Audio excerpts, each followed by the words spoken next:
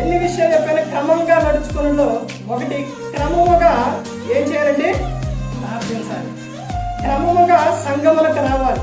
క్రమంగా దేవుణ్ణి ఆరాధించాలి. క్రమముగా పాటలు పాడాలి. క్రమముగా పరిచర్య చేయాలి. క్రమముగా వాక్యాన్ని చదవాలి. క్రమముగా కానుకలు ఇవ్వాలి. ఇది క్రమం. ప్రతి ఒక్కరికి కూడా క్రమంగా చేయాలి. దేవునికి నీకు బాధకరంగా ఉంటే మోకాళ్ళేసి ప్రార్థన చేయి, దేవుడే నీకు సహాయం చేస్తాడు.